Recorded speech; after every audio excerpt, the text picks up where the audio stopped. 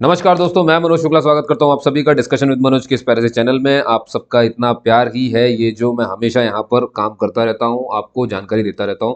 वैसे भी इतनी भीड़-भाड़ में नौकरी की बहुत आवश्यकता है, उस नौकरी की आवश्यकता को देखते हुए ये चैनल मैंने खोला हुआ है, ठीक है? तो आप मुझे फॉलो सब जगह कर सकते हो, आप मुझसे बात कर सकते हो, इंस्टाग्राम, फेसबुक सब बता रहा हूँ कहाँ पर कैसे मिलूँगा, है ना? तो कोई डाउट रहे तो आप वहाँ पूछ सकते हैं इन केस अगर आप यहाँ पे कमेंट नहीं कर पा रहे हैं, कमेंट करके भी पूछ सकते हैं, कहीं से भी पूछ सकते हैं, ठीक है? लेकिन जैसे छोटी-छोटी जानकारी है, तो वो मैं फ़ेसबुक या इंस्टाग्राम पे भी देता रहता हूँ, तो वहाँ पे भी आप मुझे फ़ॉलो कर लो, तो वहाँ पे भी आपको जानकारी मिलती रहेगी, ठीक है? तो मैं बताऊँगा कहाँ, कैसा, किस नाम से है सब कुछ।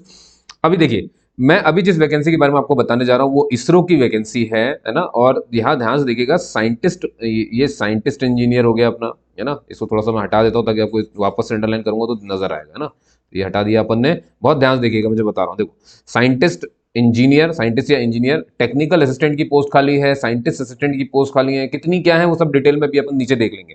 लाइब्रेरी असिस्टेंट की पोस्ट खाली है, टेक्नीशियन बी खाली है, ड्रॉट्समैन बी खाली है। ड्रॉट्समैन मतलब समझते हो ना, जो ड्रॉट्समैन होते हैं या टेक्नीशियन होते हैं लगभग एक जैसे आईटीआई मांगते हैं इसमें। कुक हो गया, फायरमैन हो गया, है ना? अरे भाई बहुत कुछ है, वेल्डर वेल्डर सब है, हैवी व्हीकल ड्राइवर या लाइट व्हीकल ड्राइवर, ये क्या है ना, शॉर्ट में इन्होंने लिख के रखा है यहाँ पर, ठीक है? इसरो की वैकेंसी, इसरो के दो सेंटर में जहां पर आप देखो, एक तो यूआरएससी, यहाँ देखो जरा आप, एडवर्टीजमेंट के बाद यहाँ देखो यूआरएससी लिखा हुआ है और बगल में लिखा आईएएस ट्रैक, ठीक है ना? ये दोनों के दोनों छोटे छोटे ये जो इंस्टीट्यूट है, यूआरएससी को तो कम मत समझना आप, इसी ने तो भैया बहुत सारे काम है, नीचे बता भी दूंगा मैं आपको इनका काम क्या है, सब मालूम चल जाएगा, थोड़ा सा वक्त दीजिए, है ना? काफी कुछ है, तो थोड़ा सा पेशेंस रखिएगा, सुनिएगा वीडियो एंड तक ताकि आपको सब समझ में आए, और कोई डाउट पूछना हो तो कहाँ जाना है, मुझसे कैसे बात करनी है, मैं सब बता रहा हूँ आपको, ठीक है? तो इस यूआरएससी हो गया, आईएएस ट्रैक हो गया, ये सब चीजें हो गई।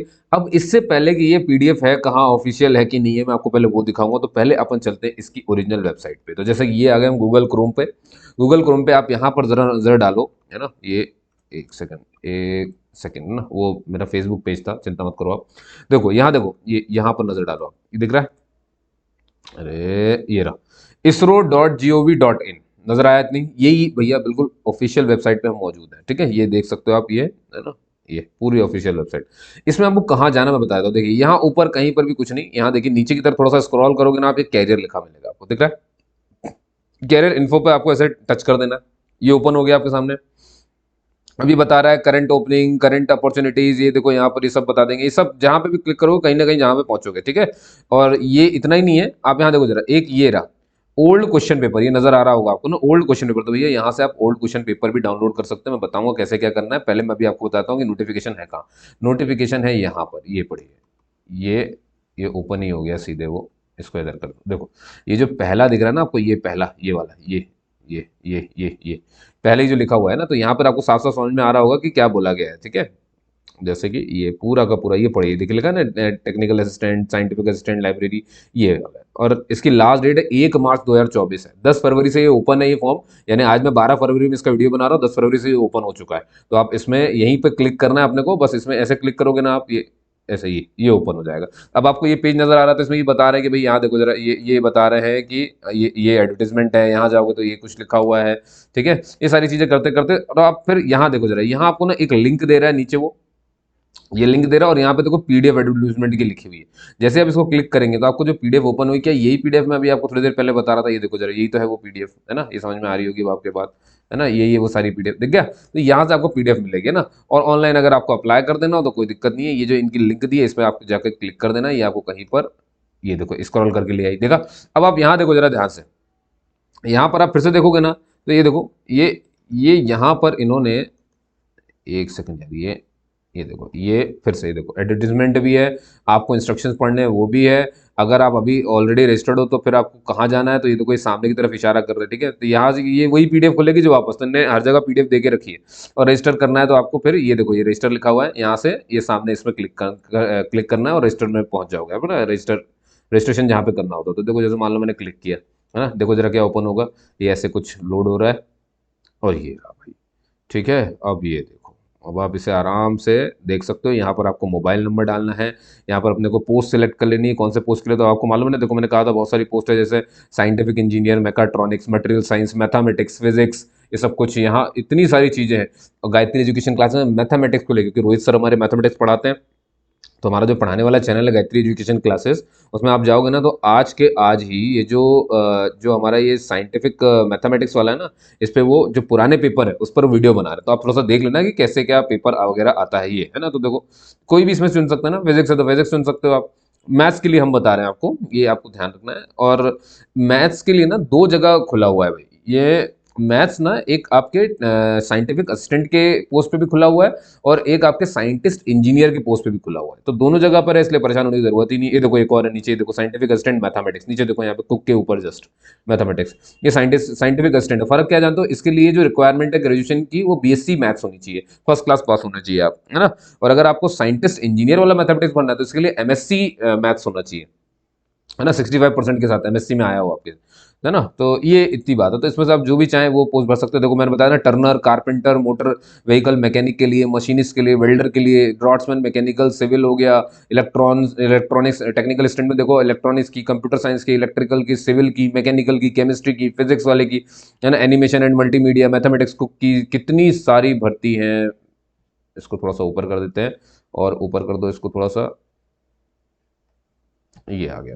और देखो यहाँ पे लाइब्रेरी असिस्टेंट की एक पोस्ट है, हैवी व्हीकल ड्राइवर और लाइट व्हीकल ड्राइवर, फायरमैन है, आग बुझाने वाले, इतनी सारी पोस्ट है भैया। फिटर, प्लम्बर सब, refrigerator and air conditioner, carpenter, Turner, photography, digital photography, electrical electrician, ये सब इनमें से कुछ भी एक चुनना है। जैसे मान लो मैंने चुन लिया ड्रॉट्समैन मैकेनिकल, ठीक है, ये आ गया। अब मुझे कुछ नहीं करना है, यहाँ पर अपना फिर ये पोस्ट कोड आ गया, यहाँ पर मैं अपना पूरा नाम लिखूंगा इस जगह पर। इसको भरने के बाद फिर मैं अपना मोबाइल नंबर, फिर कंफर्म करना मोबाइल नंबर, फिर अल्टरनेट कोई मोबाइल नंबर है तो वो दे दो, बाकी कंफर्म जरूरी नहीं कि दे दो आप। यहाँ पर आपने ईमेल एड्रेस डाल दिया अपना, यहाँ पे कंफर्म कर दिया ईमेल एड्रेस, ये सब हो गया। यहाँ से जनरेट ओटीपी कर देना, मोबाइल में ओटीपी आएगा, रजिस्टर्ड हो जाओगे। फिर ये करना है, फिर यहाँ नहीं आना है, वापस चले जाना है, ठीक है। इसके बाद अब देखो जो लोग ऑलरेडी रजिस्टर्ड है ना, ये दिख रहा है ना, ये नजर आ रहा है ये, अब आपको इस पे क्लिक करना है। अभी अपन ने किस पे क्लिक किया था, रजिस्टर होने के लिए इस पे क्लिक किया था। यहाँ देख लो जरा स्टार्टिंग कब है, स्टार्टिंग डेट ऑफ एप्लीकेशन है ना वो 10 फरवरी है भाई, ये साफ साफ लिखा 10 फरवरी से शुरू है। और आखिरी जो डेट है इसको भरने की वो 1 मार्च है ना। फीस वगैरह सब बता रहा हूँ मैं, आप चिंता नहीं करें, क्लियर है कहानी। तो ये इस तरह से भी तो वेबसाइट का मामला मैंने समझा दिया आपको, कहाँ से क्या मिलेगा वो सब आपने देखा, ठीक है। अब आइए, जैसे मान लीजिए किसी को भाई, इसको भी हटा लेते हैं हम, सर मुझे ओल्ड पेपर देखने हैं। सॉल्यूशन तो आज हम आपको दे देंगे, आप चिंता नहीं करें, है ना। सॉल्यूशन आपको आज हम दे देंगे। देखिए ओल्ड पेपर कहाँ से मिलेंगे, ये ओल्ड क्वेश्चन पेपर वाला दिख रहा है आपको सेट, ये नीचे की तरफ जाओगे आप, यहाँ पे ये देखो ये आ गया सैंपल पेपर। यहाँ पर कुछ नहीं, थोड़ा सा ऊपर करना, ये रीड मोर दिख रहा है, इस पे आप ऐसे टच कर देना, ठीक है। जैसे ही आप इस पे टच करोगे तो ये दिख रहा है click here, click here, click here. आपको क्या ना, ऊपर वाला नहीं टच करना है, जो एसएससी वाला है ना, ये वाला नहीं देखना है आपको, सीधे जाना है एसएचएआर। ये थोड़े से नए पेपर दे देगा आपको, ये बात उसमें, है ना। और एसएचएआर और वीएसएससी ओल्ड क्वेश्चन पेपर में दोनों में एक ही जैसे पेपर है, तो इसलिए आप कोई भी एक खोल लेना। जैसे मान लो मैं एसएचएआर ओल्ड खोल रहा हूँ, इसको मैंने क्लिक किया, जैसे अपन क्लिक किया नए ले जाएगा अपने को, ठीक है। मैं बता रहा हूँ अभी आपको, देखो पेपर भी मिल जाएगा, ताकि जिसको पेपर देखना हो कैसे आ जाता है वो। अभी थोड़ा सा लोड हो रहा है तो थोड़ा सा टाइम लेगा, ठीक है। एक बार लोड हो जाए फिर मैं आपको बताऊं जरा, और नहीं होता तो कोई बात नहीं है, आप तो समझ गए ना कहाँ से मिलेगी, ठीक है। अच्छा अब देखिए भाई, मान लीजिए कोई भी आपको डाउट होता है तो मैं आपको इस चीज़ बता देता हूँ। यहाँ देखो ध्यान से, ये है मेरा फेसबुक पेज, है ना, मनोज शुक्ला के नाम से। मैं आपको फेसबुक मिल जाऊंगा, प्रोफाइल फोटो सब अच्छे से देख लो, है ना। ये ऐसी मेरी प्रोफाइल आपको नजर आएगी, ठीक है। ये हो गया, बात समझ में आ गई, ये इस तरह से। तो आप इस पे जाओ, है ना, फॉलो कर लो मेरे से, यहाँ पे भी बात कर सकते हो आप मुझसे। दूसरा हुआ तो इंस्टाग्राम, ये रहा, यहाँ पर भी आप देखो कोई शादीशुदा फोटो मेरी नजर आ रही होगी आपको, ठीक है। ये पूरी प्रोफाइल है, ऐसी आपको दिखेगी वहां पर भी ना, तो आप पहचान जाओगे ये है कि बस, और कहीं नहीं जाना, ये ध्यान सुनना आपको, ठीक है। तो यहाँ पे आके फॉलो कर लो मेरे को, बातचीत यहीं पे अपन कर लेंगे जो भी जैसी भी होगी, ठीक है। बाकी डिस्कशन विद मनोज आपके पास सही है, यहाँ पे आप कमेंट भी कर सकते हो। तो ये तो मैंने अपने प्रोफाइल बता दी आपको, और ये शायद लोड नहीं लिया, कोई बात नहीं, एक बार और क्लिक करके देख लेता हूँ मैं, नहीं तो अपन सीधे पीडीएफ में चलेंगे समझने के लिए, है ना। शायद मेरे दोस्तों, मेरे भाइयों, ये काम नहीं कर रहा है। काम नहीं करने का मतलब, अभी मैंने डाउनलोड किया है, मैंने भेजा भी है 2-3 लोग को, कोई बात नहीं, खैर मैंने डाउनलोड किया तो मैं आपको लिंक तो दे ही दूंगा, है ना। दोबारा से क्लिक करते हैं यार, चलो। आज तो आप लोग मेरे फेसबुक को इतनी बार देख चुके हो कि वापस देखें एक बार, काम करता है कि नहीं करता। नेटवर्क स्लो चल रहा है शायद, इसलिए भी होगा ऐसा। ठीक है चलिए, कोई बात नहीं। आप तो समझ गए ना कैसे क्या मिलेगा। यहाँ पर आओगे ना, सामने पड़े हुए हैं पेपर, सामने पड़े हुए हैं, सामने पड़े हुए हैं, बस ये खुल नहीं रहा है, ये एक बड़ी बुरी बात है, और कुछ बात नहीं है, ठीक है। चलिए आ जाइए, अब चलते हैं सीधे हमारी पीडीएफ पे, जो हमें मेन समझनी थी वो हमारी पीडीएफ है। तो भैया, तो यूआरएससी क्या होता है, ये है भैया, U R Rao satellite centre और IS ट्रैक, इनका ये कमांडिंग सेंटर है, कंट्रोल सेंटर है, सब कंट्रोल करते हैं। ठीक है, तो पोस्ट वगैरह आपने देख ली कौन कौन सी हैं। ठीक है, अब ये सब आप पढ़ सकते हो अगर आपको ये जानना हो कि भैया URSC ने क्या किया। तो URSC जो है इसने स्टैब्लिश किया था इनसैट। इनसैट मतलब इंडियन नेशनल सैटेलाइट सिस्टम, है ना, और इंडियन रिमोट सेंसिंग सिस्टम। ये जो इनसैट है ना हमारा, ये कम्युनिकेशन सैटेलाइट है, डोमेस्टिक कम्युनिकेशन सैटेलाइट है। इनसैट मतलब डोमेस्टिक कम्युनिकेशन सैटेलाइट। और वहीं पे IRS क्या है हमारा, ये है अर्थ ऑब्जर्वेशन सैटेलाइट। तो वो कम्युनिकेट करने, इनसैट जो कम्युनिकेट करने के लिए है, और IRS जो है वो अर्थ को ऑब्जर्व करने के लिए है। और नाविक अभी आपको मालूम है चल ही रहा है, ये नेविगेशन सिस्टम है, जैसे कि आपका गूगल मैप काम करता है वैसे ही नाविक भी काम करेगा थोड़े समय के बाद। बहुत सारे ऑपरेशन आपने जो देख रहे हो आप, चंद्रयान 1, चंद्रयान 3, आदित्य L1 जो सन तक जा रहा है, मार्स ऑर्बिटर मिशन मॉम जिसके ऊपर मंगल मिशन मूवी बनी थी, है ना, ये सब इन्हीं का काम है भैया। URSC करता है, ये इसरो की ऐसी संस्था है, देख लो जाता है। अब इसरो की एक और संस्था है जिसका नाम है भैया टेलीमेट्री ट्रैकिंग, यानी IS ट्रैक जिसे कहते हैं। तो मालूम है ना आपको, दो लोग मिलकर के, USRC और IS ट्रैक मिलकर के ये वैकेंसी खोल रहा है। तो ये ध्यान रखना। अभी आपको तो बहुत रोचक तथ्य बताऊं, अभी देखते जाओ धीरे धीरे। तो ये भैया क्या करता है, ये एक तरह से समझ लो आपकी डेवलपमेंट देखता है, रडार की, कमांडिंग सेंटर बनाता है, कमांड रखता है। अलग अलग जो सेंटर होते हैं ना इसरो के, उनके कमांड करना, ट्रैक करना, सैटेलाइट ठीक काम कर रहा है नहीं कर रहा वो देखना, अदर एजेंसी से बात करना, उनकी कम्युनिकेशन सैटेलाइट को नेटवर्क में रखना, उनसे बात करना, ये सब चीजें इसमें आती हैं। ठीक है, ये इसका मतलब था। तो अच्छा, मैं कोई भी चीज आपको बताऊं उससे पहले आपको एक चीज और ध्यान रखनी है कि इनकी संस्था वैसे तो कई जगह पे, जैसे Bengaluru, Lucknow, Mauritius, Sriharikota, port Blair, Thiruvananthapuram, Brunel, लेकिन अभी ये बेंगलुरु के लिए है। ठीक है, ध्यान रखना है। अच्छा, एक चीज और कि भैया पहले मैं आपको ये बात समझा दूं अच्छे से कि देखिए अभी पोस्ट जो है ना वो टेम्परेरी रहेंगी। पोस्ट कैसी है, टेम्परेरी, लेकिन लाइकली टू बी कंटिन्यू हो सकता है। इसका मतलब समझते हैं क्या आप, देखो ये कह रहे हैं कि अगर आप सिलेक्ट हो गए तो आप हमारे पास आए। इसरो जैसी संस्था में पहले तो सिलेक्ट होना बहुत बड़ी बात है, और अगर हो गए, इसका कई लोग मुझे कमेंट करके फिर ना बहुत सारी चीजें पूछते रहते हैं। मैं उनको थोड़ा सा पहले आपको समझा लूँ, उसके बाद में नीचे जाऊँ। देखिए समझाने नहीं जा रहा हूँ, मैं रामकथा नहीं सुनाऊँ, सिर्फ इतनी सी बात बोल रहा हूँ। अगर आपको जमता है ना, कि भाई मुझे जाना चाहिए, और जमता है नहीं जमता ये मैंने बहुत जगह बात की है, पर मैं एक बात बता देता हूँ। देखिए इतनी मजबूरी की दुनिया में पहले तो नौकरी नहीं है, और ये कोई एक्सपीरियंस नहीं मांग रहा है आपसे।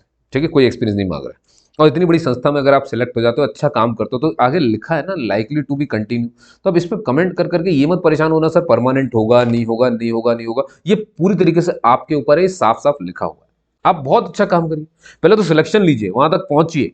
सिलेक्शन होने के बाद जब आपको काम मिले तो पूरी ईमानदारी से करिए, रोइएगा ये मत। और फिर देखते हैं क्या होता है वहां पर, आपको खुद मालूम चल जाएगा कि ईमानदारी से काम करने पे चीजें सही होती नहीं होती। भाई ये तो डिफेंस है ना, डिफेंस में तो क्या, वहां तो मगजमारी नहीं कर सकते अपन।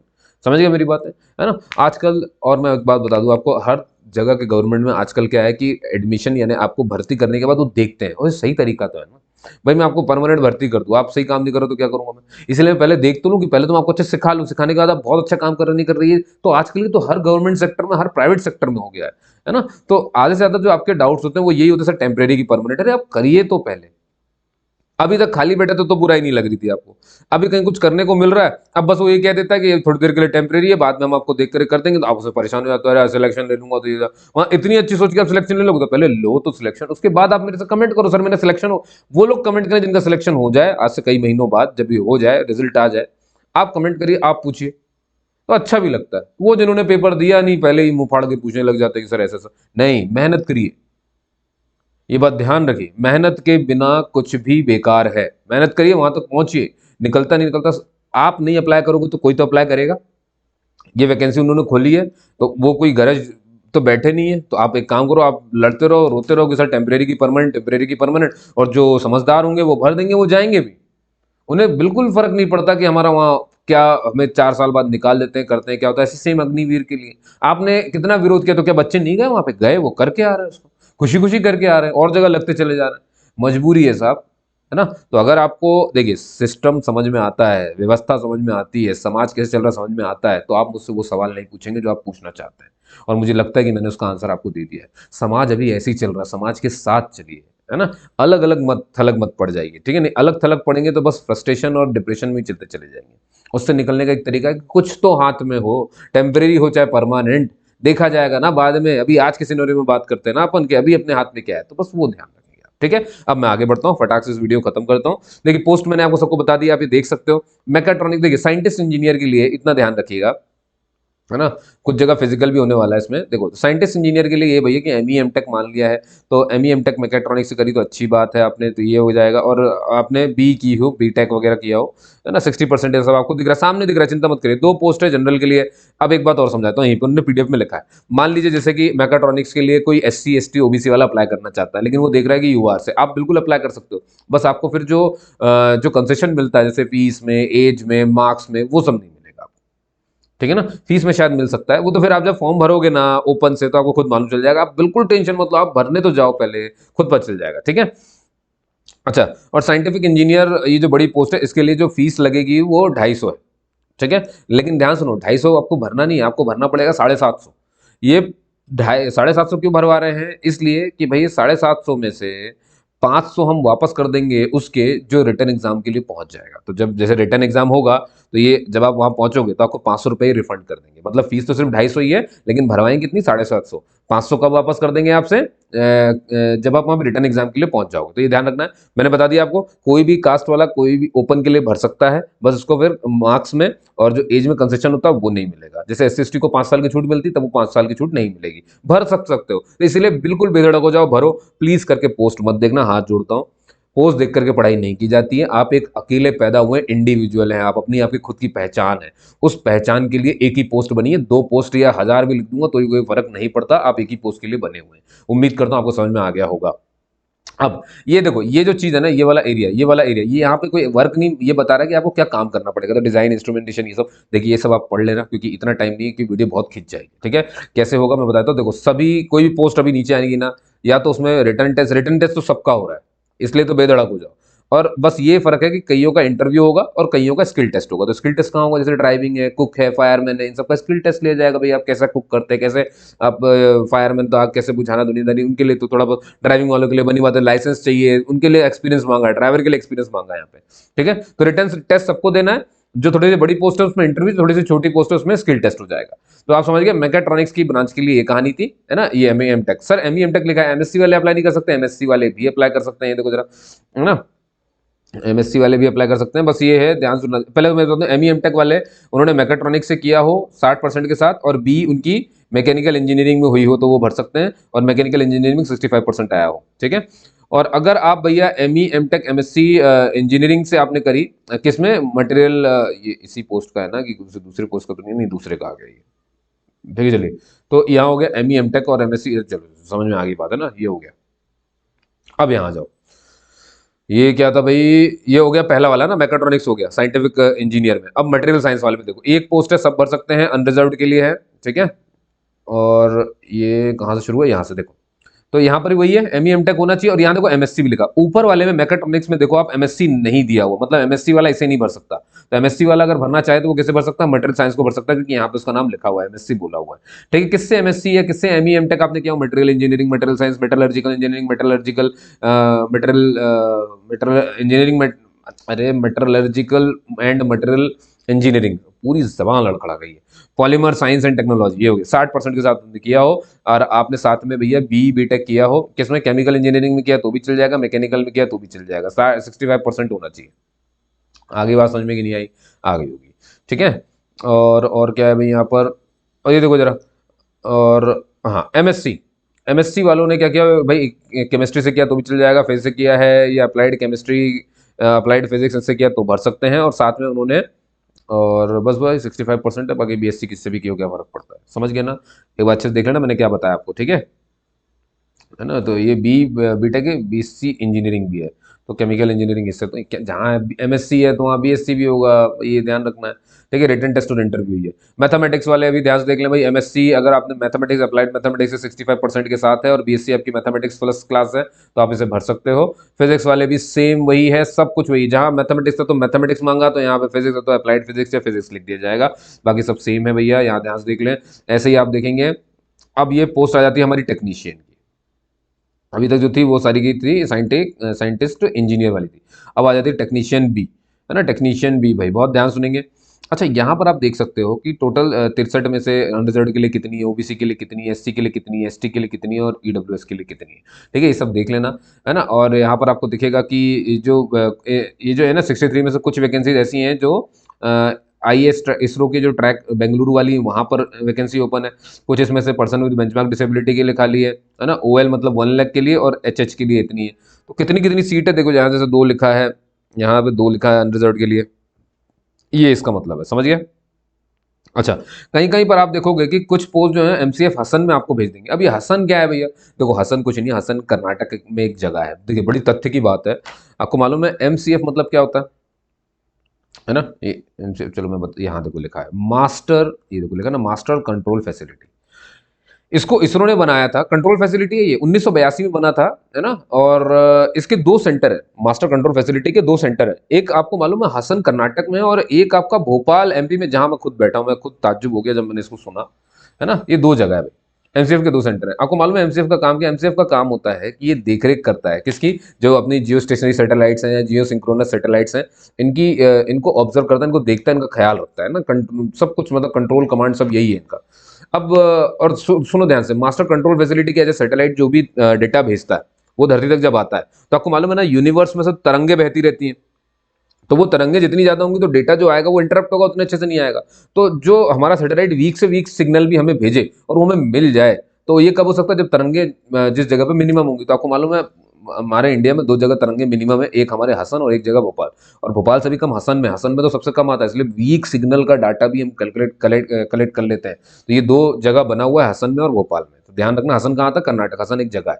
तो ये MCF जो हसन लिखा ना, ये वही है बेटा ना, मास्टर कंट्रोल फैसिलिटी। तो यहाँ पर 2 वैकेंसी जनरल वालों के लिए।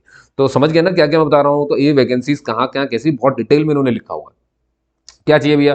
इनने बोला हमें 10वीं चाहिए और ITI चाहिए। ITI किस में होनी चाहिए? इलेक्ट्रॉनिक मैकेनिक में है, टेक्नीशियन पावर में, electronic system, mechanic consumer, electronic appliance, mechanical industrial, electronics trade, और इन सब में होना चाहिए। किसी में भी एक में हो जाए बात चल जाएगी, ठीक है। ऐसे ही आप देखो इलेक्ट्रिकल इलेक्ट्रीशियन बनी बात है भैया, 13 पोस्ट है टोटल, है ना। अब किसके लिए क्या है देखो जरा, ये रिजर्व के लिए इतना, अनरिजर्व के लिए इतना, OBC के लिए, SC के लिए, ST के लिए। अब देखो MCF हसन में, अब इनमें से भी MCF हसन में कहाँ कहाँ पे है? मैंने बोला ना 13 में से 2 वैकेंसी जनरल की हसन में खाली है, एक OBC की हसन में खाली है और एक SC की हसन में खाली है। अब देखो ISTR, समझ गया ना। तो MCF भी इसरो की बनाई हुई, IS ट्रैक भी इनकी बनाई हुई, URSC भी इन्हीं की बनाई, तो इनकी अलग अलग संस्थाएं हैं, पोस्ट इकट्ठा खोल दी है। तो हसन में चल, अब बेंगलुरु में एक पोस्ट इंजीनियर अनरिजर्व की और एक SC वैकेंसीज की। एक को मैंने बहुत डिटेल में बता दिया, बाकी सब में जो नीचे लिखा ना थोड़ा थोड़ा कुचड़ कुचड़, ये आप समझ लेना, समझ गया ना, क्योंकि बहुत लंबी वीडियो हो जाएगी। मैं समझिए मेरी बात, ये 10th की मार्कशीट हो गई और ITI, मैं कुछ छोड़ नहीं रहा हूँ, मैं आपको सब समझा दिया है। बस आप पर ये बोल रहा हूँ कि एक बार मैंने आपको समझा दिया कि देखिए ये कैसे कैसे लिखा हुआ है यहाँ पर। देखिए पहले ऊपर जो अनरिजर्व लिखा है ना, ये इन्होंने टोटल बता दिया, ठीक है ना, कि अनरिजर्व में 5 टोटल। अब ये बता रहे हैं कि उस 5 में से भी देखो जरा, 2 लोग जो जनरल वाले वो हसन जाएंगे, एक है जो वो अपना बेंगलुरु चला जाएगा। बात समझ में आ गई मैंने क्या बोला आपके, है ना सर? ये तो 3 हुए, तो बाकी 2 कहाँ चले? वो चले जाएंगे क्या नाम है इसका, RSC में चले जाएंगे, है ना। वही जो अपना राव सर्विस सेंटर था, सैटेलाइट सेंटर है, वहाँ चले जाएंगे। समझ गए? तो इससे परेशान मत होइए, स्पेसिफिक कर देते हैं कि इसमें से 2 यहाँ चले जाएंगे, 2 यहाँ, तो बचे हुए कहाँ? 3 ही चीजें हैं हमारे पास, इसको ध्यान रखेंगे। एक है URSC, ठीक है ना, URSC हो गई, ठीक है। एक आपकी हो गई IS ट्रैक हो गई, है ना, IS ट्रैक हो गई बेंगलुरु, है ना, URSC भी बेंगलुरु। और एक आपकी क्या नाम है इसका, MCF ये हसन। अभी भोपाल में कोई वैकेंसी नहीं है, इसलिए MCF हसन लिखा हुआ है। तो इन 3 में से कहाँ कहाँ जाना है ये बता रहे हैं, समझ गए? बस यही डिटेल यहाँ पे लिखा हुआ है। ये जो है ना ऊपर जो लिखा हुआ है, ये ओवरऑल बता रहे हैं कि ओवरऑल इस कैटेगरी में कितना है। अब फिर इस कैटेगरी को वो डिवाइड धीरे धीरे कर रहे हैं। अब जैसे यहाँ पे देखो ये लिखा है ऑटिज्म के लिए पोस्ट खाली है, वैकेंसी एक है जो, है ना। और आउट ऑफ 5 URSC की वैकेंसीज कहाँ कहाँ पर है, समझ गया ना। तो 3 संस्थाएं, तीनों की इसरो की हैं, तो कहीं भी भेजा आपको, उससे क्या आपको तो भरना है। ये भाई फोटोग्राफी और इसके लिए 5 पोस्ट खाली है, देखो जरा ध्यान से। मेट्रिकुलेशन ITI मांग लिया, फोटोग्राफी डिजिटल इसमें। फिटर के लिए 17 पोस्ट खाली है, बाकी सब आप यहाँ पे पढ़ सकते हो, देख सकते हो कहाँ पर कितनी, है ना। और मेट्रिकुलेशन के साथ ITI उसी ट्रेड में मांगा गया, फिटर के ट्रेड में मांगा गया। इनके लिए क्या होगा भैया, ऑनलाइन टेस्ट होगा और स्किल टेस्ट हो जाएगा आपका ITI वालों का। प्लम्बर के लिए टोटल 3 सीट खाली हैं, कहाँ पर है वो आप देख सकते हैं, है ना। और 10वीं के साथ ITI प्लम्बर में मांग लिया। रेफ्रिजरेशन एंड एयर कंडीशन में 11 पोस्ट हैं। मेट्रिकुलेशन ITI मांग लिया, साथ में रेफ्रिजरेशन एंड एयर कंडीशनिंग में ही मांगा। टर्नर के लिए 2 पोस्ट खाली है, सेम वही ITI वाला मामला, तो टर्नर में ही ITI होना चाहिए। कारपेंटर के लिए कारपेंटर में ITI होना चाहिए। मोटर मैकेनिक के लिए मोटर मैकेनिक में ITI होना चाहिए। बस पोस्ट का ध्यान देते आएंगे, 2-3 चल रहा है। मशीनिस्ट के लिए 5 पोस्ट है, ITI मशीनिस्ट का ही चाहिए उनको। वेल्डर के लिए 2 पोस्ट है, ITI भी उनको इसी के लिए चाहिए ना। और यहाँ देखो कैटेगरी वाइज अच्छे से लिखा है मेरे भाइयों, भगदड़ी मत मचाना मेरे पास भगदड़ी, क्योंकि वीडियो बहुत लंबी जाएगी, मुझे बहुत कुछ बताना है अभी, चलिए ठीक है, ये देखो फिर से वही सब लिखा है, तो देखो ये टोटल और फिर बता देते कहाँ कहाँ पे कितनी, तो देखो आईएएस ट्रैक में इतना, इसरो के हेडक्वार्टर में इतना, है ना, और ये एक पोस्ट जो है पर्सन विद दिव्यांगजन के लिए, इसका मतलब ये। तो ड्रॉट्समैन मैकेनिकल की बात करें भैया, ये मेट्रिकुलेशन अब ये डिप्लोमा मांग लेंगे। आईटीआई चलेगी इन कहाँ, इन ड्रॉट्स मैकेनिकल में, इसमें तो डिप्लोमा नहीं है, आईटीआई वाला ये। ड्रॉट्समैन सिविल के लिए भी 5 पोस्ट है, और ये सब बहुत डिटेल के साथ कि सब कैटेगरी वाइज भी कहाँ कहाँ पर है। ठीक है, तो 10th के साथ आपका आईटीआई मांग लिया सिविल के ही इसमें, और इसमें भी रिटन टेस्ट और स्किल टेस्ट ही होना है। अब आ जाती है हमारी टेक्निकल असिस्टेंट की पोस्ट की बारी, तो इसमें सबसे पहले आता है इलेक्ट्रॉनिक्स, 28 पोस्ट है। कैटेगरी आप देख सकते हैं कहाँ कहाँ पर कितनी है ना, ये बता देंगे, ट्रैक बेंगलुरु में इतनी, हसन में इतनी, और दिव्यांगजन के लिए इतनी। ठीक है, और रिटन टेस्ट इनका भी होगा। अच्छा, डिप्लोमा मांग लिया, इसमें डिप्लोमा मांगा है किसमें, इलेक्ट्रॉनिक्स इंजीनियरिंग में। कंप्यूटर साइंस में अगर आप देखोगे तो डिप्लोमा चाहिए कंप्यूटर साइंस में। इलेक्ट्रिकल के लिए आप देखोगे तो डिप्लोमा चाहिए इलेक्ट्रिकल इंजीनियरिंग में, है ना। तो 5 पोस्ट है इसकी इलेक्ट्रिकल की, और 6 पोस्ट है कंप्यूटर साइंस की। सिविल के लिए 4 पोस्ट है, और डिप्लोमा वाला है ये पोस्ट, और सिविल इंजीनियरिंग है। मैकेनिकल के लिए 12 पोस्ट है, और डिप्लोमा मैकेनिकल इंजीनियरिंग से मांग लिया। कैटेगरी वाइज वहाँ पे देख लेना कितनी कितनी है। अब आ जाओ साइंटिफिक असिस्टेंट के लिए भाई, तो इसमें देखोगे आप सब्जेक्ट लिखा हुआ है केमिस्ट्री, फिजिक्स, एनिमेशन, मैथमेटिक्स, ये इतनी पोस्ट है। तो यहाँ देखो 2 2 1 1 है ना, तो एक मैथमेटिक्स की हो गई यहाँ से। इस पर मैं बता दूं, गायत्री एजुकेशन क्लासेस में रोहित सर एक जो ओल्ड क्वेश्चन पेपर है उसको सॉल्व करके दिखाएंगे आपको ना, तो मैथ्स वालों के लिए, मैथ्स वालों के लिए ना, बाकी के लिए अभी नहीं है सुविधाएं, पर मैथ्स के लिए जरूर हो जाएगी, क्योंकि मैथ्स की फैकल्टी है वो। क्या मांगा गया भाई साइंटिफिक असिस्टेंट के लिए, क्या चाहिए, इन्होंने बोला भैया बीएससी केमिस्ट्री, केमिस्ट्री के लिए, बीएससी फिजिक्स, फिजिक्स के लिए, बीएससी एनिमेशन, एनिमेशन की पोस्ट के लिए, बीएससी मैथमेटिक्स के लिए रिटन टेस्ट स्किल टेस्ट हो जाएगा आपका भी। लाइब्रेरी असिस्टेंट की पोस्ट एक ही है, तो बनी बात है ग्रेजुएट होना चाहिए, और फर्स्ट क्लास मास्टर डिग्री आपके पास लाइब्रेरी साइंस की होनी चाहिए, मास्टर डिग्री बोला है। ठीक है, उसके बाद कुक देखोगे आप, कुक के लिए कुछ नहीं, 4 पोस्ट टोटल, और 10वीं पास होना चाहिए, 5 साल का एक्सपीरियंस कुक का होना चाहिए, कहीं का भी हो, है ना। और ऐसा नहीं कि मतलब वो होटल का हो सकता है, कैंटीन का हो सकता है, लेकिन किसी एक आदमी के द्वारा नहीं, इंडिविजुअल किसी ने दे दिया कि कोई एक आदमी है आपको चला रहा है उसी ने आपको नहीं, वो होटल या कैंटीन होनी चाहिए जहां से आपको सर्टिफिकेट मिले, है ना। ये ध्यान सुनना है आपको। 5 साल का एक्सपीरियंस यहाँ मांगा है कुक में। फायरमैन ने बोला 10वीं की मार्कशीट होनी चाहिए, और certified prescribed physical fitness test आपको निकालना है। मतलब कुल मिलाकर सिर्फ 10वीं पास हो तो आप यहाँ पर आके भर्ती हो सकते हो। 3 पोस्ट है अनरिजर्व के लिए।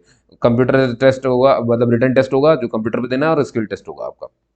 बताऊंगा अभी फिजिकल एफिशिएंसी टेस्ट में क्या क्या है, कितना दौड़ाएंगे, कितना कूदाएंगे, किसको लेकर के दौड़ना भागना, ये सब करना पड़ता है। और ये हो गया भैया अपनी लाइट व्हीकल, ये ड्राइवर होगा जो हल्की गाड़ी चलाने वाले होंगे। 6 पोस्ट टोटल, कितनी कितनी है यहाँ पे आप देख सकते हैं। 10वीं मांगा है, 3 साल का एक्सपीरियंस मांग लिया, और ड्राइविंग लाइसेंस मांगा है इसने। ठीक है ना।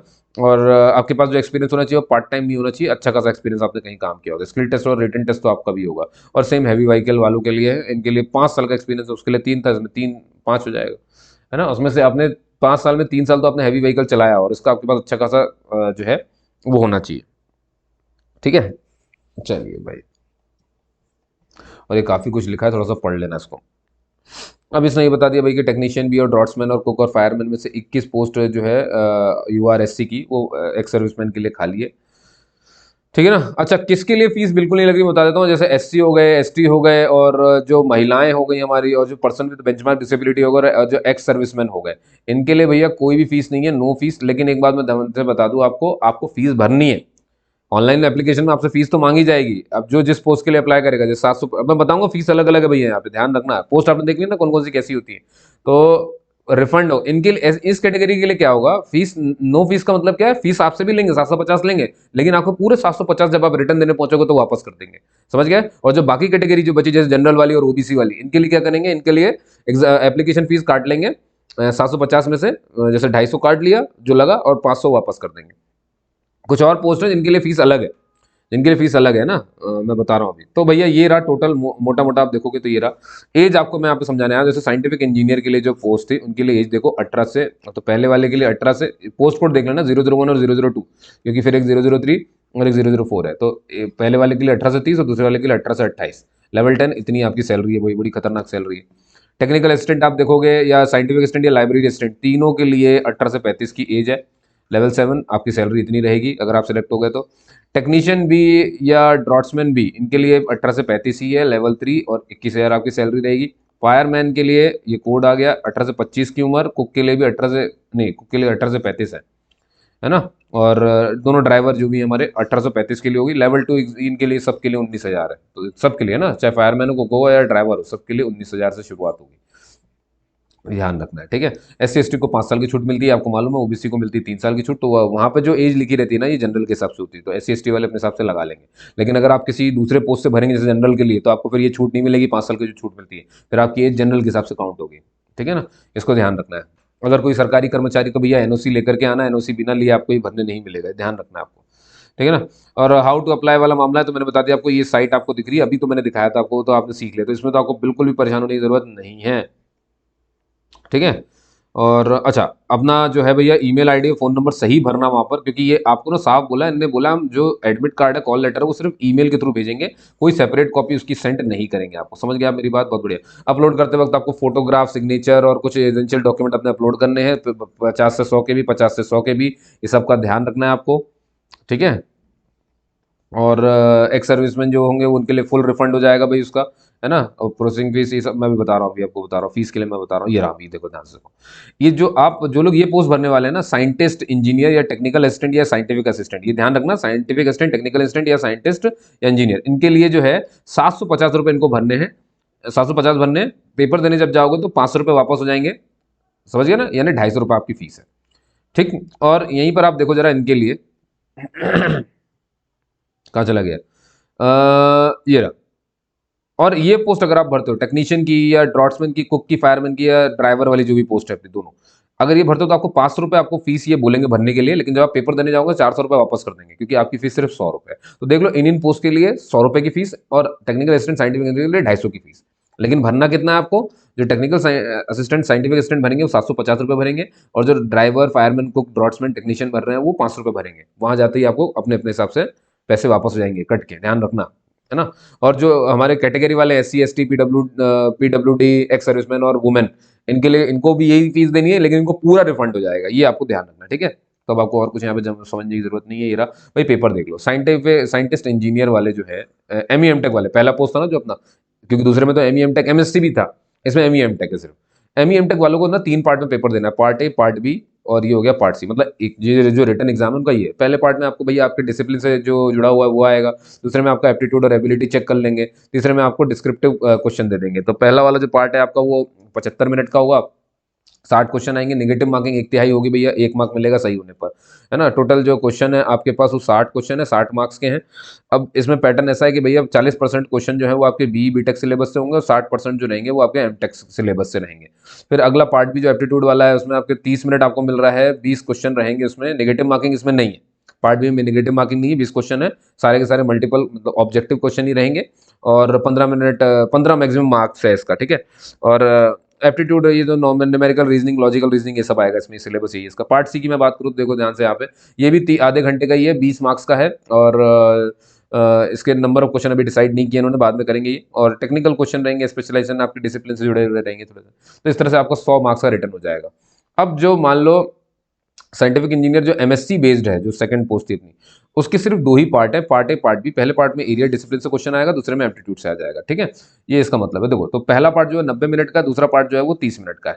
पहला पार्ट आपका 80 मार्क्स का है, इसमें 1/3 मार्क्स कटेंगे, तो नेगेटिव मार्किंग है उसमें, ठीक है। और सेकंड पार्ट में कोई भी नेगेटिव मार्किंग नहीं है, तो इसमें तो आप सब लगा देना। तो ये 20 मार्क्स का है, ये वाला 80 मार्क्स का है, इसमें 80 क्वेश्चन है। इसमें अभी क्वेश्चन का डिसाइड नहीं हुआ है, डिसाइड करेंगे, नहीं हुआ है 15 क्वेश्चन इसमें आएंगे, और सब ऑब्जेक्टिव है, दोनों पेपर ऑब्जेक्टिव है, ठीक है। यहाँ पे आप देख सकते हो 75% आपके क्वेश्चन जो स्पेशलाइजेशन डिसिप्लिन से पूछ लेंगे, और यहाँ पे लॉजिकल रीजनिंग वगैरह से पूछ लेंगे। 100 मार्क्स का हो गया ही। तो MSc वाला भी 100 मार्क्स का ही है, बस इसमें पार्ट सी नहीं है, पार्ट बी तक ही है, ठीक है ना। ये हो गया काम, तो समझिए। तो MSc वाले में सिर्फ पार्ट ए, पार्ट बी, और ME MTech वाले में part A, part B, part C. तो ME MTech वाले 3 पार्ट में देंगे, और ये सिर्फ 2 पार्ट में दे देंगे। समझ में आ गई बात? और अच्छे से देख लेना वहाँ पे। अब देखो यहाँ पे साफ साफ लिखा है किससे पास होना। रिटर्न टेस्ट में आपको जो MTech वालों के लिए 3 पार्ट है, ABC, सब में आपको 50% हर एक पार्ट में लाना पड़ेगा। और इंटरव्यू तो आपका होगा 100 नंबर का, 100 में से आपको 50 नंबर लेकर के आने पड़ेंगे, ठीक है। तो इस तरह से आप देखो, क्वालिफाइंग क्राइटेरिया आपका 60% हो जाना चाहिए, पूरा मिला करके 60% हो जाना चाहिए, रिटर्न टेस्ट और इंटरव्यू को मिला करके। ऐसे MSc वालों को 50%, 2 पार्ट, इनके दोनों पार्ट में 50-50% लाना है, और 100 में से आपको 50 नंबर इंटरव्यू में लाना है, और एग्रीगेट आपका भी 60% होना चाहिए, तब आपको सिलेक्शन हो जाएगा। अरे तुम ये सब मत सोचो यार, तुम तो एग्जाम देना, तुमको समझ में आ जाएगा। और अगर जो टेक्नीशियन और ड्रॉट्समैन और टेक्निकल साइंटिस्ट, टेक्निकल असिस्टेंट या साइंटिफिक असिस्टेंट या लाइब्रेरी असिस्टेंट वाले हैं, तो उनके लिए एग्जाम का पैटर्न देख लो भैया, ये रहा। तो यहाँ पर टेक्निकल असिस्टेंट, साइंटिफिक असिस्टेंट और लाइब्रेरी असिस्टेंट, असिस्टेंट वाली इतनी पोस्ट थी, है ना। उनके लिए 80 क्वेश्चन आएंगे, 1.5 घंटे में करना है, नेगेटिव मार्किंग रहेगी, 1/3 मार्क्स कटेंगे। स्किल टेस्ट उनका सिर्फ क्वालिफाइंग है, 100 नंबर का ही होगा वो भी। और टेक्नीशियन वालों के लिए भी सेम 80 क्वेश्चन, घंटे में करना है, 1/3 मार्क्स कटेंगे गलत आंसर देने पर, और वही इनका भी 100 नंबर का इंटरव्यू होगा और आपको क्वालिफाई करना है। कितना मार्क्स लेकर के आना है? देखो पास क्राइटेरिया ऐसा है कि रिटन टेस्ट 80 नंबर का ना लिखा है ना इसमें, तो आपको 32 नंबर लेकर के आने हैं, और स्किल टेस्ट में 50, 100 में से 50 लेके आने हैं। ये हो गए किसके लिए? अनरिजर्व के लिए। जो रिजर्व कैटेगरी है उसको 80 में से 24 नंबर लाने हैं, और 100 में से यहाँ पे 40 नंबर लेकर के आने हैं। समझ गए ना? SC ST इन सब के लिए जो रिजर्व जिनको मांगा गया है। अब आ जाओ, अब ये देखो भाई ड्राइवरों के लिए, ड्राइवर के लिए भैया part A, part B, part C, और यहाँ देखो पार्ट डी, इतनी है। तो यहाँ देखना टोटल 100 क्वेश्चन ही है। पार्ट ए में 50 हो जाएंगे, पार्ट बी में आप देखोगे 15, पार्ट सी में 15, तो 15 15 30 ये हो गए, और पार्ट डी में 20 हो गए, तो ये हो गए 50 आपके क्वेश्चन। पार्ट इन 3 पार्ट को मिला के 50 क्वेश्चन है, और वहीं पर पार्ट ए को मिला के अकेले 50 क्वेश्चन है, तो टोटल कितने हो गए? 100 क्वेश्चन हो गए। इसमें आपका सिलेबस ये रहेगा भैया, motor vehicle act 1988, registration of इतना कंट्रोल, इन सब से जुड़े आपके सवाल पूछे जाएंगे। सिनोनिम्स एंटोनिम्स, थोड़ी सी इंग्लिश वगैरह 8वीं लेवल की पढ़ लेना आप। इसमें आपको 10वीं लेवल की मैथ्स पूछेंगे पार्ट सी में, और जनरल नॉलेज वगैरह, करंट अफेयर, कौन क्या है, स्टेट क्या, कैपिटल क्या, ज्योग्राफी इंडिया, ये पार्ट डी में 20 सवाल उससे आ जाएंगे। समझ गए ना? 100 मल्टीपल क्वेश्चन है, 2 घंटे आपको मिलेंगे, 1/4 मार्क्स कट जाएंगे, गलत आंसर मत देना। इसीलिए आपको 50% मार्क्स पास होने के लिए लेकर के आना पड़ेगा पार्ट ए में, और 50% मार्क्स लेकर के आने का पार्ट बी सी डी तीनों को मिला करके। तो पार्ट ए में 50% लाने हैं, और पार्ट बी सी डी तीनों को मिला करके 50% लाने हैं। ठीक है ना? 25% मार्क्स का रिलैक्सेशन मिल जाएगा उनको, जो रिजर्व कैटेगरी है भाई, मिल जाएगा थोड़ा सा। ठीक है, सब में जब पास हो जाओगे रिटन टेस्ट में, तब आपको बुलाया जाएगा स्किल टेस्ट के लिए, तो आपको ड्राइविंग वगैरह करके दिखानी पड़ेगी। ठीक है ना? और स्किल टेस्ट आपका 100 नंबर का होगा, जिसमें से 60 नंबर आपको लेकर के आना पड़ेगा अगर आपको क्वालिफाई होना है तो। ठीक है, तो रिटर्न पास करो पहले, फिर ये हो जाएगा। कुक के लिए बात करें, 60 सवाल आएंगे, 1.5 घंटा मिलेगा। क्वालिफाइंग नेचर का फिर इंटरव्यू होगा 100 मार्क्स का, है ना, वो निकालना पड़ेगा। फायरमैन की बात करें भैया, तो इन्हें तो भैया फिजिकल एफिशिएंसी टेस्ट देना है ना, फिजिकल एफिशिएंसी टेस्ट देना, आपको हाइट वगैरह सब आपकी नापी जाएगी। ध्यान सुनना, आपका तो मेडिकल तक होगा। तो पहले तो भैया ये आपको जो है रिटन टेस्ट आपसे लेंगे, रिटन टेस्ट होने के बाद आपको फिजिकल एफिशिएंसी टेस्ट, तो पहले तो आपको ये निकालना पड़ेगा। दो फिजिकल एफिशिएंसी टेस्ट है, ये स्टेज 1 स्टेज 2 जो भी है ना, तो वो करवाएंगे वहां पर, वो देखा जाएगा वहां पे कैसे। उसके बाद आपका मेडिकल होगा, मेडिकल में जब फिट हो जाएंगे तब आपका नाम आएगा उसमें। ठीक है, और ये कह रहे हैं कि भैया जो इंटरव्यू वगैरह है वो शायद हम बेंगलुरु वगैरह में करवाएंगे ओनली, लिखा है वो, फिर बाकी आपको ईमेल करेंगे वो। और ये देखो साफ साफ लिखा, पोस्ट जो है टेम्परेरी है लेकिन कंटिन्यू हो सकती है बाद में, है ना, तो आप इसीलिए बेधड़क होकर काम करो। भैया जिन्होंने ओपन और डिस्टेंस लर्निंग की है वो एलिजिबल नहीं है इसको भरने के लिए, इसको ध्यान रखेंगे। कौन सी पोस्ट के लिए? साइंटिस्ट इंजीनियर और टेक्निकल असिस्टेंट। अगर आपने ओपन डिस्टेंस लर्निंग कर ली है तो फिर आप एलिजिबल नहीं हो इसको भरने के लिए, वही 2 पोस्ट के लिए, बाकी आप भर सकते हो। ठीक है, ये सब हटा दो यहाँ से। अब मैं आपको सीधे ले चलता हूँ जो जरूरी है। ये मेडिकल फिटनेस सर्टिफिकेट है भैया, ये जो लेकर के आना, ये खुद लेकर के आना आपको, है ना, ध्यान रखना फॉर रिक्रूटमेंट। ये सब भर लेना अच्छे से, इसमें अपना वेट, हाइट, बीपी देखो सब लिखा हुआ है वहाँ पर, रोक करके उसको पढ़ना। समझ गए ना? अब आ जाओ, ये रहा भाई, ये देखो। तो ये देखो, ये मेडिकल, ये फायरमैन के लिए ना, ये जो हमारे ये फिजिकल स्टैंडर्ड टेस्ट है, फिटनेस टेस्ट है, फायरमैन जो भरने जा रहे हैं उनके लिए। ये देखो फायर सर्विस के लिए। तो आदमियों की बात करें, फिर यहाँ पे वुमेन की बात करेंगे। तो मेन में क्या होता है, देखो जनरल कुछ तो ऐसी कैटेगरी जो गोरखा और हिल ट्राइब और SC ST से आते हैं। तो ये हिल ट्राइब और गोरखा जो आते हैं, इनको 160 सेंटीमीटर की हाइट रखनी है मेल में, और यहीं पर जनरल कैटेगरी वाले जो बाकी हैं इनके हटा करके उनको 165 रखनी है। ठीक है, वेट आपका इतना इतना होना चाहिए, देख लें ध्यान से, है ना। और छाती जो है वो 81 सेंटीमीटर बिना फुलाए, और फूलने के बाद 86 सेंटीमीटर, यानी 5 सेंटीमीटर का एक्सपेंशन होना चाहिए। बाकी हार्ट, रेस्पिरेटरी, न्यूरोलॉजी, ये सब तो कुछ मतलब नहीं, नॉर्मल होना चाहिए, इसका ही कहना का मतलब है। और जो गोरखा हिल ट्राइब SC ST से आते हैं तो उनको 160 सेंटीमीटर की हाइट चाहिए, और 76 सेंटीमीटर बिना फुलाए, और फुलाने के बाद 21 सेंटीमीटर, 5 सेंटीमीटर फूलना चाहिए, ध्यान रखना। महिलाओं के लिए हाइट जो है वो 155 सेंटीमीटर मांगी है, 43 किलो वजन, बाकी वो तो रेशियो देखा जाएगा वहाँ पे। ठीक है, और बस ठीक है, चेस्ट एक्सपेंशन 5 सेंटीमीटर इसमें लिखा है, बाकी चेस्ट आपका नहीं होता ना इसमें, महिलाओं के लिए चेस्ट वाला नहीं होता है, ध्यान रखना है, तो इसलिए वहाँ पे लिखा भी नहीं हो। भैया नॉक नी ना हो, घुटने आपके टकराते ना हो, आपके फ्लैट फुट नहीं होना चाहिए, ध्यान रखना है। आपका बीपी वगैरह नॉर्मल होना चाहिए, जैसे यहाँ लिखा भी हुआ है। अब देखो भाई क्या होना है फिजिकल एफिशिएंसी टेस्ट में, जो पुरुष वर्ग है हमारा, है ना, जो पुरुष वर्ग है जो 40 से कम एज का है, देखो यहाँ पे 2 कैटेगरी बनी है, एक 40 से अंडर वाली एज है और ये 40 से अबव वाली एज है ना। तो उसमें महिलाएं और देख लो वहाँ पे मेन वुमेन और मेन और वुमेन। तो 40 से कम वालों की पहले बात कर लेते हैं। 1500 मीटर आपको दौड़ना है पुरुषों 7 मिनट के अंदर, और महिलाओं को 800 मीटर दौड़ना है 4 मिनट के अंदर। ठीक है, वहीं पे 40 से ऊपर वालों की बात करूं तो पुरुषों को 8 मिनट में 1500 दौड़नी है, और महिलाओं को दौड़नी है 5 मिनट के अंदर। ठीक है भाई, रस्सी चढ़ना 40 से कम वालों के लिए 5 मीटर उन्हें चढ़ के दिखाना है। ठीक है, ग्राउंड लेवल से, और महिलाओं को ये 4.5 मीटर चढ़ के दिखाना है, और 40 से ऊपर वालों के लिए 4.5 मीटर पुरुषों के लिए और 4 मीटर महिलाओं के लिए। ठीक है। अब देखो एक आपको ना 60 kg का आदमी, जो आदमी है, जो पुरुष वर्ग है, वो 60 किलोग्राम का एक डमी पुतला, 60 kg इसका वजन होगा, वो आपके कंधे पे होगा, उसको लेकर के आपको भागना है 25 मीटर 1 मिनट के अंदर। ठीक है। और यही काम करना है 50 kg का वजन लेकर के महिलाओं, 60 kg का पुरुषों को लेकर भागना है, 50 kg का महिलाओं को लेकर भागना है। 25 मीटर भागना है और 75 सेकंड में भागना है, 1 मिनट से थोड़ा सा ज्यादा, 1 मिनट 15 सेकंड मान लो। समझ गया मेरी बात, है ना। और 40 से ऊपर वालों के लिए ये काम पुरुषों में देखा जाए तो 25 मीटर भागना 75 सेकंड में, और महिलाओं को 25 मीटर भागना 90 सेकंड। ये 40 से ऊपर के लिए आपको लॉन्ग जंप करने 3 मौके मिलेंगे आपको। तो पुरुषों के लिए कहा 3.8 मीटर आप कूद जाओ, महिलाओं को 3.5। ये 40 से कम वाले। 40 से ऊपर वाले में पुरुषों को देखोगे 3.5 और महिला को देखो 3.2। रनिंग 100 मीटर भी करवाएंगे, जो 15 सेकंड में आपको 100 मीटर दौड़ जाना है पुरुषों के लिए, 40 से कम वाले। और महिलाओं को 40 से कम वाली जो महिलाएं हैं उनको 17 सेकंड में 100 मीटर दौड़ लेना। 40 से ऊपर वाले में पुरुषों को 17 सेकंड में 100 मीटर, और 40 से ऊपर वाले महिलाओं को 19 सेकंड में 100 मीटर कर लेना है। बात समझ आ गई। ये है भैया पूरी पूरी बातें जो मैं आपको समझाना चाह रहा था। उम्मीद करता हूँ सब समझ में आया होगा, है ना। तो आप फिर भी अगर कोई डाउट रह जाए तो आपको मैंने अपने साइट्स बताई दी हैं, जहां जहां आप जाकर के देख सकते हैं। एक बार वापस से उसको दिखा देता हूँ। एक ये रहा, मनोज शुक्ला के नाम से आप फेसबुक में आप देखोगे, ये मेरी प्रोफाइल फोटो है ना। ये सब आप देख सकते हैं, यहाँ से आप मुझे पहचान लोगे वहाँ पे। और ये मेरा इंस्टाग्राम पेज है, तो यहाँ पे जाके फॉलो करिए। अगर आपको कोई भी दिक्कत हो तो आप यहाँ पे पूछ सकते हो, बाकी आप यहाँ पे कमेंट करके मुझसे पूछ सकते हो। कैसी लगी वीडियो जरूर बताइएगा, कोई डाउट हो पूछिएगा जरूर, है ना। और तब अपन मिलते हैं अगले लेक्चर। तब तक के लिए जय हिंद जय भारत। और बस ठीक है, काफ़ी है। उम्मीद करता हूँ आप सब मेरी बातें समझते होंगे। ठीक है, इसी के साथ जय हिंद दोस्तों।